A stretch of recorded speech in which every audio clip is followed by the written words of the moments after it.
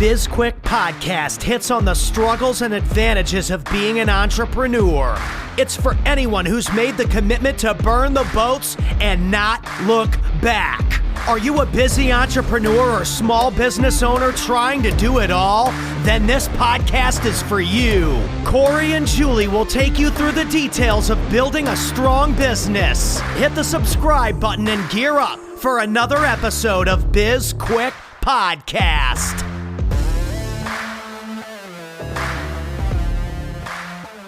Hey, welcome to BizQuik. I'm Julie. And I'm Corey. And today we have back Frances Jendruczyk. So close. Jendruczyk. You probably remember her from a couple of previous episodes, the Intern Part 1 and the Intern Part 2. And you probably also noticed that today's podcast is titled The Intern Gets a Promotion. So we're going to dive into that. But before we go there, we're going here. And here is, let's talk about kids these days, Corey. Damn kids these days. Damn kids. Do you feel like the old man from Scooby-Doo when you say that? Always. And not even when I say that. But That's funny. Well, the first thing is, a bit of a lie. She already got the promotion. Yes. This, as you're listening to this, she has been promoted. Yes, that is true. I did not mean to mislead our listeners. Because her internship ended at the end of August, somewhere in there. So early September, yeah. So anyway, yeah, but kids these days, because everybody talks about can't find good work, nobody wants to work hard. List every complaint there is as an employer or somebody who's following it, and they're on damn kids these days. And I mean, part of it is that, but I think part of it is that the culture of work has changed, expectations, etc., for better or for worse. And if you want to hire quality candidates, you have to be aware of that. You can't just put a now hiring sign in your window and have somebody walk in and pull it out of the window like they did in every 1970s sitcom. Agree. I wonder how much so culture is a big part of it, right? You have to have a good culture. So obviously, since Frances stuck around, the culture at SB Pace and Certivium is tolerable at worst. Yes, tolerable at worst. But what I'm wondering is, how much impact do you think, the YouTube generation and the Instagram generation of influencers and stars has had on people's, kids these days, general outlook on what an actual job looks like? That's a great question because... Thank you. I so rarely ask great questions. You're few and far between. I know. So. I feel really proud of myself right now. But the actual kids these days, 6, 7, 8-year-old kids these days who watch unboxing videos and kids making millions of dollars opening presents, and they all grow up thinking that they can do that. And maybe that was the equivalent of wanting to be an astronaut when we were younger. Ooh, few and far between. Very few people actually got to be an astronaut. Yeah. But the thing there was that, I don't know, maybe we knew that there was a lot of work that would go into becoming an astronaut, where these kids are like, oh, I get to sit at home in my pajamas and get toys and get paid for it. Right. I can remember, for a long time, my niece Kennedy, who was 8, wanted to be a YouTube star. She wanted to start a YouTube channel, and that's what she wanted to do. And I'm like, I get it. I want to be a YouTube star. I want to get paid to unbox things, right? Especially when you know that those things are being sent to you for free. Yes. So I get it, but it's not very realistic. And I think it has to be challenging for people who grew up only seeing that and being so familiar with influencers on particular social media channels. That has to be a little bit discouraging when you realize that most people actually have to work for their dollars. And it definitely is a part of all of the subcultures. For example, growing up, depending on, a lot of genres of music. A lot of it's all about hey, I'm making money and look at me and whatever. A lot of pop stars and rap stars and all of that, and it's football players, however many thousands of kids play football in high school, and then even fewer get to college, and then just the cream of the crop actually make it to the NFL and get paid. Right. You know, but like everybody starts off with this big dream, which obviously you should have dreams, but there needs to be that certain amount of reality of like, sure, you can be a YouTube star. It is possible. It's not probable. Therefore, you better get used to working 40 hours a week. Yeah, or more. And and we've started to, there's been a transition over the last, I don't know how many years. What do you think? Like 10, 15 years, maybe less, where, people are less and less and less active. Kids, as they're growing up, and they're playing video games, they're watching YouTube, they're on devices all the time. And so there isn't really like a lot of the skills that we built as kids, they're not really being built anymore. Right. So we were, you're outside, you're building stuff, you're building forts, you're being really creative, you're learning, people skills because you're constantly hanging out with your friends, negotiation skills where you're trying to negotiate, like, getting, something from your neighbor to put in your fort or tree house or whatever you want, athletic skills, like those things are kind of deteriorating. And it bothers me how little kids play outside. And I would agree with you on that, but unfortunately the world is getting more technical and less physical. And so there, like, in my opinion, there's nothing wrong with the kids spending all day learning how to build a website or code or, create a robot and AI that'll eventually take over the world and dominate us all. But, there's nothing wrong with that. But the people skills, that was the thing right there that you were saying, is that's missing, like that actual human face-to-face interaction. Because it's the same reason why road rage exists. It's because I can yell at somebody and honk my horn and get all aggressive with my multi-thousand-pound vehicle.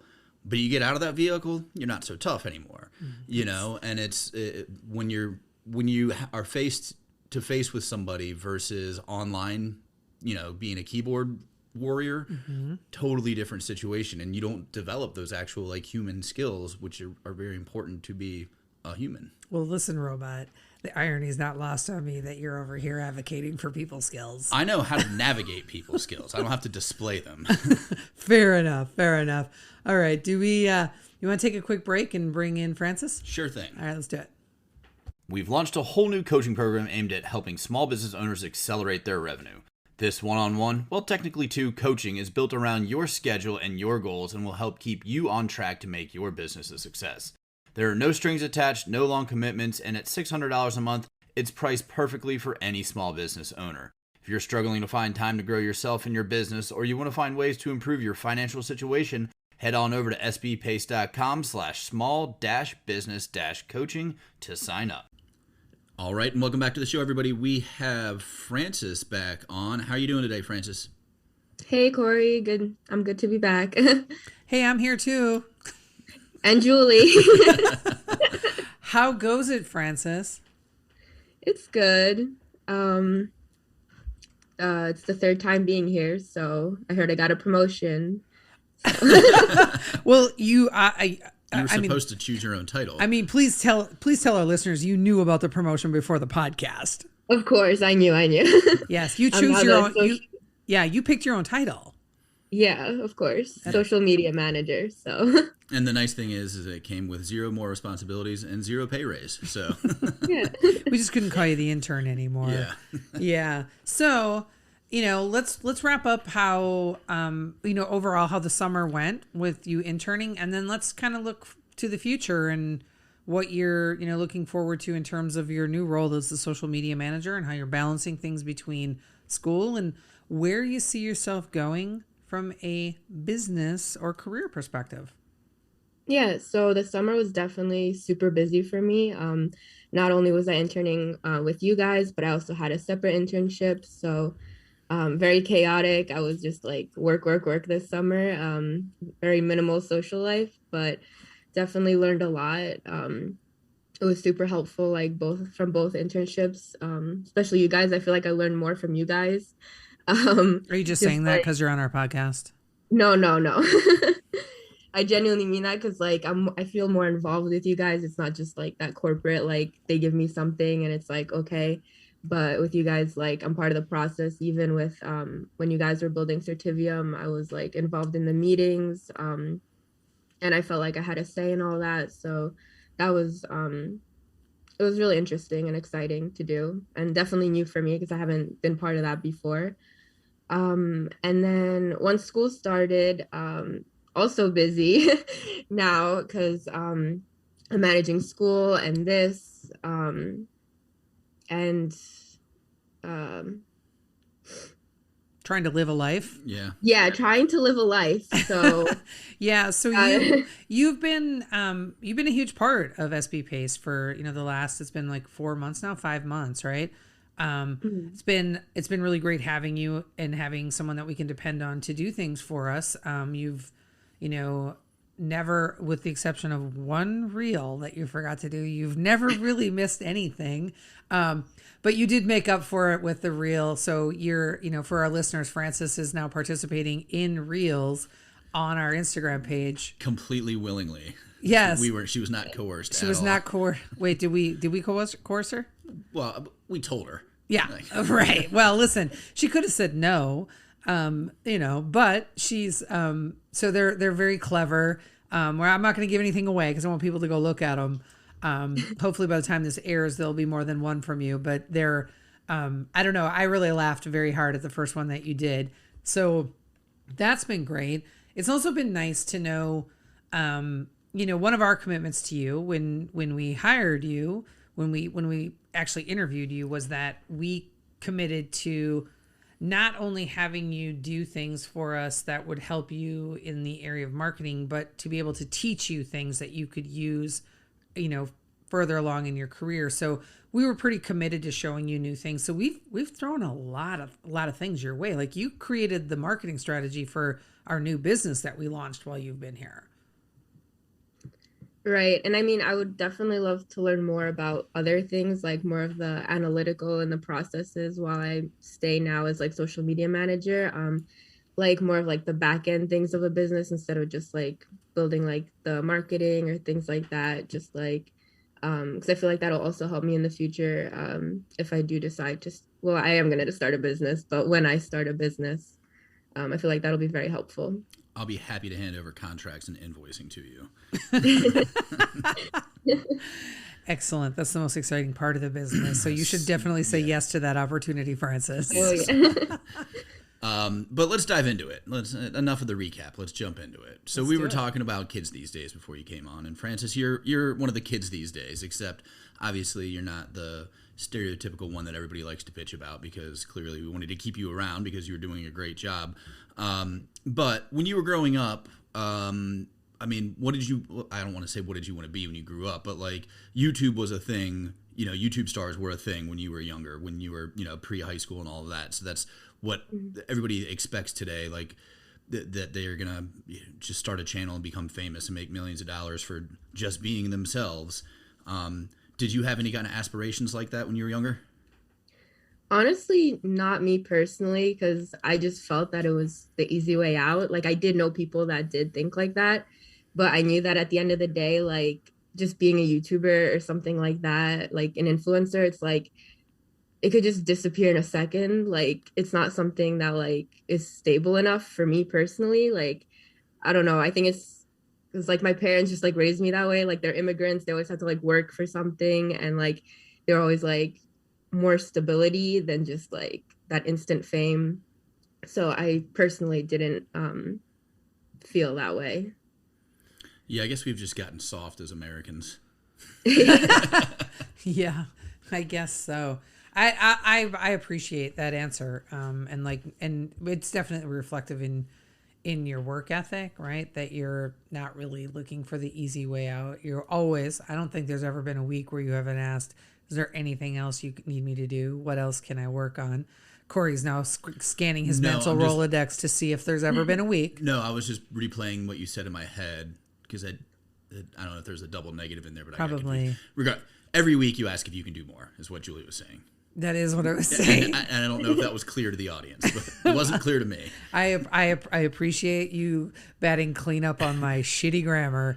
verbal and written, Corey. Sorry, no, that's what that look was for. No, I thought you were like, wait, no, I remember a week where she did desk us. No. Right. So that's been. Let's be honest. I don't pay attention to most of those meetings. No, we're aware, right, Francis? We're aware. Right. Yeah. He's usually working on something else.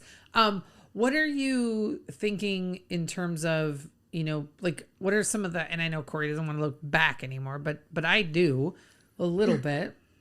I do want to revisit more sort of the kids these days, but I want to ask you, like, what are some of the bigger takeaways and learnings that you've had from the summer that you feel like will be really instrumental in whatever it is that you do next? I feel like there's a lot, like it's a lot to basically the whole experience, but I'd say I learned just like organizing myself. I feel like, even though it's weird, like I see how you guys organize your like in your business, just all your things on like Google Drive, for example, like keeping everything and just having that clear system. So that's definitely something I will take away from this internship and job. Like, I really like that system that you guys have. Also just learning like the templates that you have. So like for developing certain strategies, like you have outlines for each different, for example, marketing strategy, like you put each thing into sections. So that's super helpful to use in the future. Oh, good. Okay. That's good. I'm kind of laughing to myself over like the organization, because I know Corey's over there like shaking his head and cringing like Julie's the worst organizer on the planet. I was hoping there was best practices and what not to do that you learned there.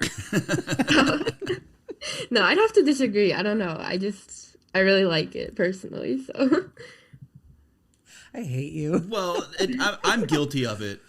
Oh, not as bad as I am. Terrible. Well, I don't create most of the folders, but like when it comes to like we kind of just pick whatever makes the most sense at the time to stick and it's in my mind, I would love to go back, and it's just way too much work right now to go back and redo it. But like to actually create a structure where it's like, I was looking for a potential like piece of an asset today for one of our programs, and I was like, there's like 4 different folders that this could exist in, and then and then there's like I created some of them too, and like it's just, again, it's like, yeah, but it is for anybody out there who's starting, or if you're gonna organize, like write out your file structure, like your storage structure ahead of time, because it is extremely helpful. And also you need to for anybody who has the power to edit, you need to make sure that everybody thinks the same way, because like for instance, our podcasts, when we probably a year ago,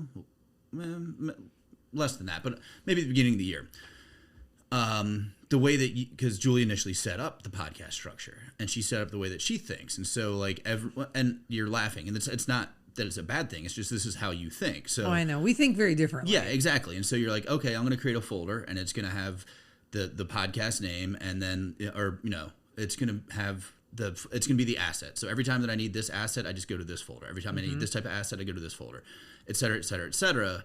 And in my mind, I'm like, if I want anything for a podcast, I should just go to the podcast folder.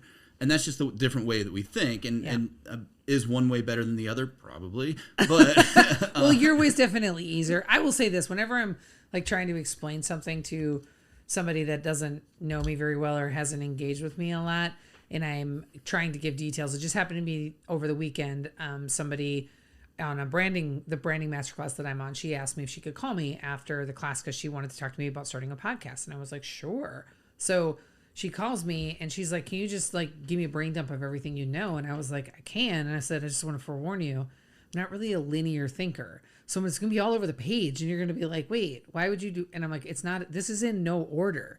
And that's really the best way to describe how I arrange the Google Drive. It's like, it's not really in an order, right? Like the thing that drives both Corey and I nuts at this point, Francis, and at some point we have to change it because we're like, this makes no sense, but it's easy for you. And that's why we did it that way, or I did it that way. Yeah, I got the eye roll. The reels are in your HR folder, which makes zero sense whatsoever. They really should be in marketing, but they're not. Yeah. So at some point we're going to move that folder, but we just haven't gotten around to doing it yet. And just as long as we tell everybody that we're moving that folder. Yes, we'll tell everybody that we're moving it. But that's one of the things that many small business owners, you learn as you go. And again, if we were to start this business tomorrow, that would be one of the things that would go onto the list is like, here's how we're going to organize all of our files.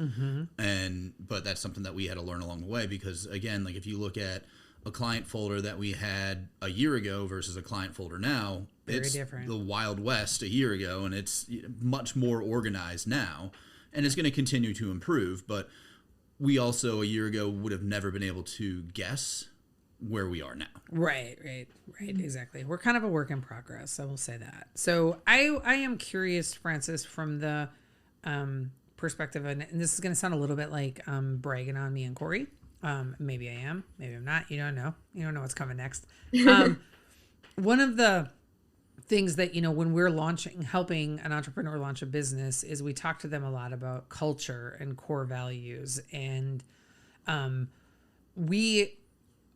don't know if it's just, I really think the way that we worked with you and the way that we work with Stacy, our partner on Certivium, I think it's really reflective of who we are, right? Who our personalities are.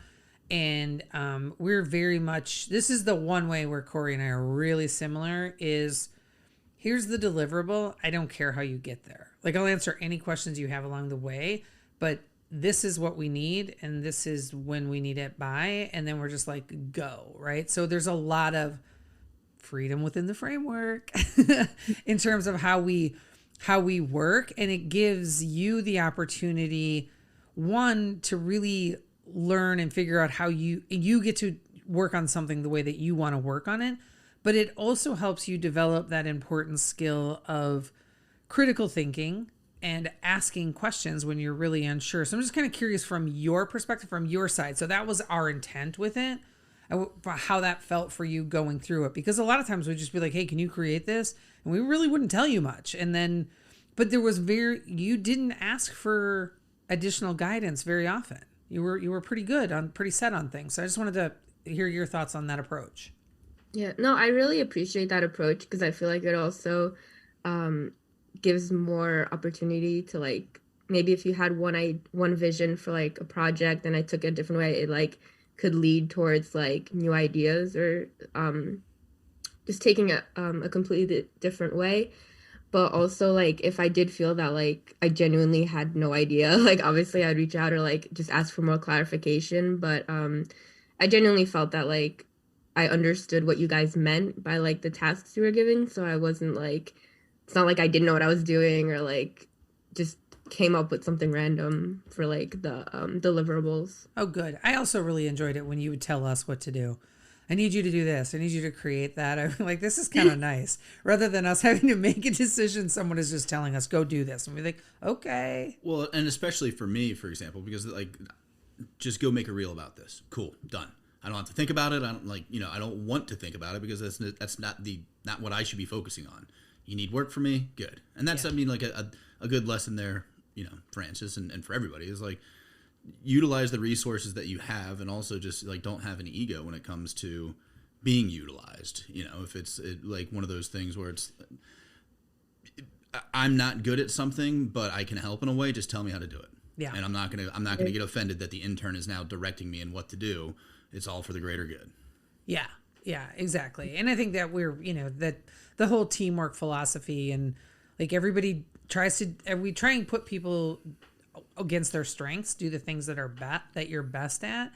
But we also recognize, and hopefully you've seen this over the past however many months, that being an entrepreneur, being a small business owner, you're doing everything. You're experiencing a little bit of. I mean, about the only thing we didn't have you do was finances. Yeah.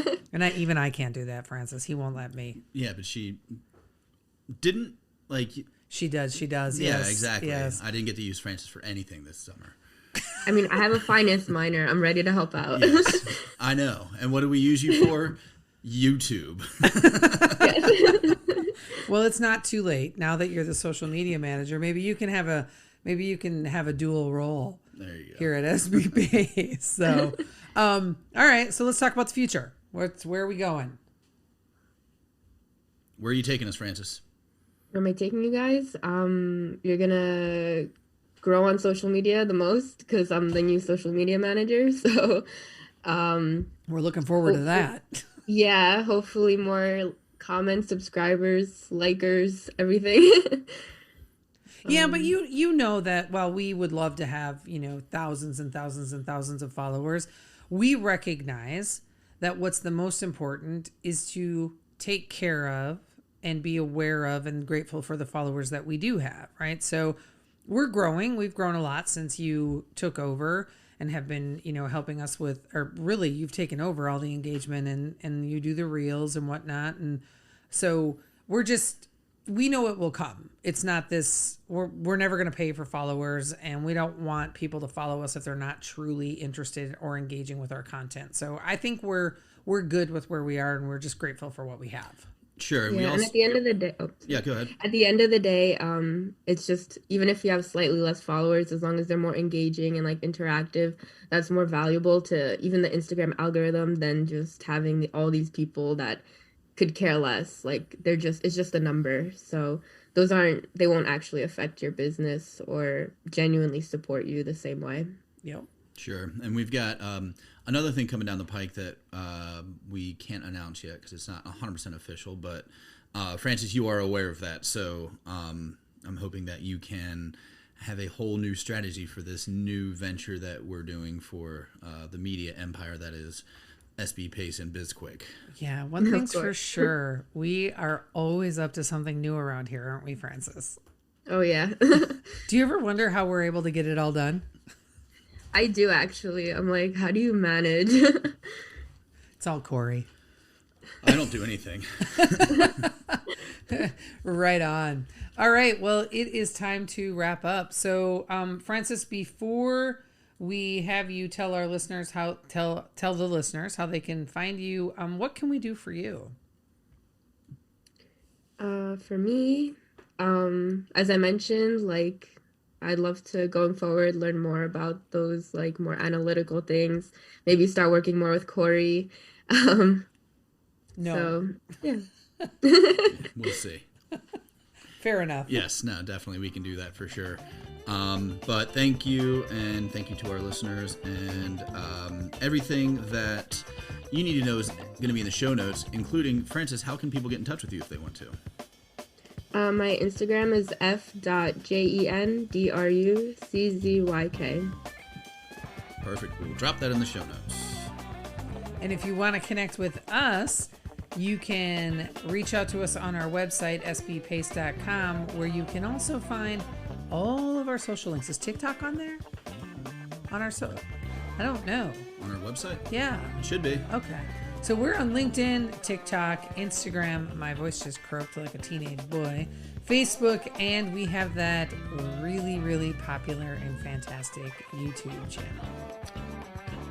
Don't forget to download and rate our podcast, subscribe, and give us a review, and reach out to us about any topics you might want to cover, or if you would like to be a guest, head on over to sbpace.com. You almost said BizQuik, but I did. Yeah. Hey, we wrote a book. It's called Seriously Now What? A Small Business Guide to Disaster Preparedness. Francis, have you read it? I'm going to. Excellent. That is the right answer. It has a digital download. It's a #1 Amazon bestseller. And if you've already read the book, go back to Amazon and rate and review it. That's it for today. I'm Corey. I'm Julie. And this was BizQuik, helping small businesses across America.